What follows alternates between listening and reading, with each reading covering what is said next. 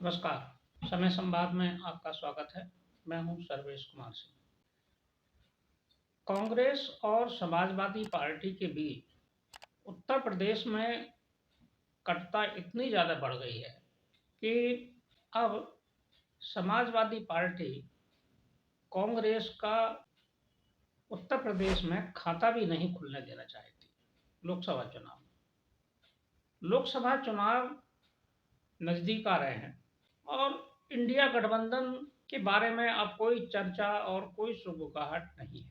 और उत्तर प्रदेश में तो अब स्थिति ये हो गई है कि समाजवादी पार्टी और कांग्रेस के बीच संबंध इतने ज़्यादा खराब हो गए हैं कि इतने संबंध तो समाजवादी पार्टी और भारतीय जनता पार्टी के बीच भी खराब नहीं। समाजवादी पार्टी के साथ कांग्रेस ने जो उपेक्षापूर्ण व्यवहार किया पिछले दिनों, विशेषकर मध्य प्रदेश के चुनाव को लेकर, उससे आहत होकर अखिलेश यादव ने बहुत कड़ा रुख अपना लिया है। उन्होंने मध्य प्रदेश की चुनावी सभाओं में कांग्रेस पर बहुत तीखे हमले किए और उन्होंने कहा कि कांग्रेस ने हमें धोखा दिया है, कांग्रेस और भारतीय जनता पार्टी में कोई अंतर नहीं है।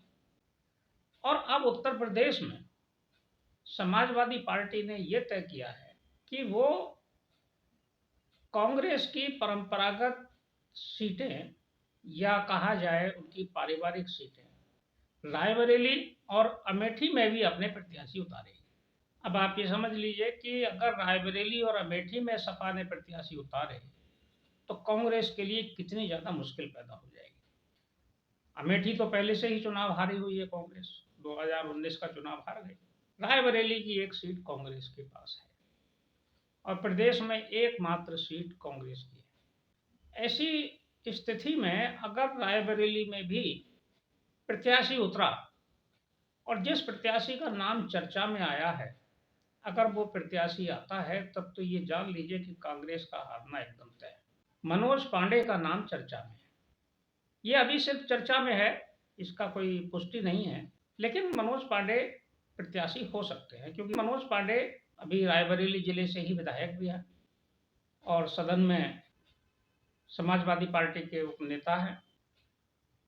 मनोज पांडे तेज तर्रार है और ब्राह्मण होने के नाते वो अगर प्रत्याशी बने समाजवादी पार्टी की तरफ से तो जो कांग्रेस का परंपरागत वोट है, ब्राह्मण वोट कहा जाता है कि ब्राह्मणों में सहानुभूति रहती है रायबरेली में, वो भी कांग्रेस से बड़ी संख्या में कटेगा और फिर रायबरेली जीतना भी बहुत मुश्किल हो जाएगा।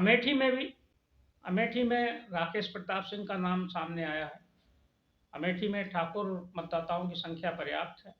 अगर समाजवादी पार्टी ने अगर प्रत्याशी बनाया उनको तो अमेठी और ज़्यादा मुश्किल हो जाएगी। हालांकि अभी भी अमेठी मुश्किल है क्योंकि राहुल गांधी अमेठी से कटे हुए हैं पूरी तरह से, वो आते भी नहीं है वहाँ। चुनाव हारने के बाद तो बिल्कुल उन्होंने अमेठी से मुंह मोड़ लिया। और अगर अमेठी और रायबरेली अगर कांग्रेस फिर से हारी इस बार, तब फिर कांग्रेस की बहुत दुर्गति उत्तर प्रदेश में होगी और समाजवादी पार्टी इतनी आहत हो गई है कि अब उसने ठान लिया है कि वो कांग्रेस को उत्तर प्रदेश से साफ कर देगी या कांग्रेस का रास्ता ही खत्म बंद कर देगी उत्तर प्रदेश से। ये स्थिति हो गई है। बाकी सीटों पर कांग्रेस ने कहा है कि वो अपने सभी सीटों पर प्रत्याशी लड़ाने की तैयारी कर रहे हैं।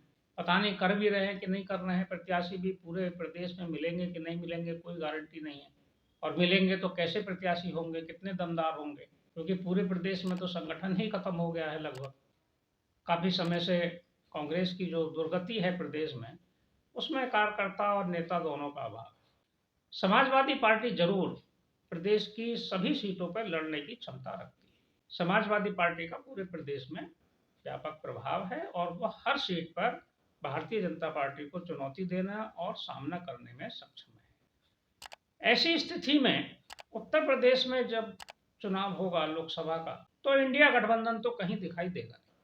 सारे दल अलग अलग लड़ते हुए दिखाई देंगे। हो सकता है कांग्रेस और लोकदल में समझौता हो जाए, लेकिन वो कितना प्रभावी होगा कुछ कहा नहीं जा सकता। वो पश्चिम उत्तर प्रदेश तक ही कुछ, पश्चिम उत्तर प्रदेश के भी मेरठ और मुजफ्फरनगर जिले में कुछ प्रभाव छोड़ सकता है।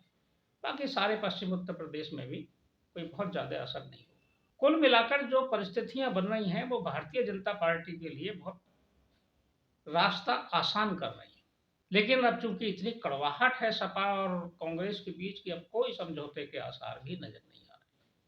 तो जैसे जैसे 2024 का चुनाव नजदीक आता जा रहा है, वैसे वैसे राजनीतिक समीकरण अब नई करवट लेने लगे और फिर से ऐसा लगता है कि इतिहास फिर एक बार फिर दोहराया जाएगा 2024 में, और भारतीय जनता पार्टी प्रदेश में फिर अधिकांश सीटों पर जीत हासिल करेगी। कितना करेगी ये तो नहीं कहा जा सकता, लेकिन 70 से कम नहीं होंगे किसी भी कीमत पर। देखते हैं क्या परिस्थितियां बनती हैं आने वाले समय में। समय संवाद में आज बस इतना ही। कल फिर मिलेंगे किसी एक खास विषय के साथ। तब तक के लिए मैं सर्वेश कुमार सिंह आपसे विदा लेता हूँ। नमस्कार।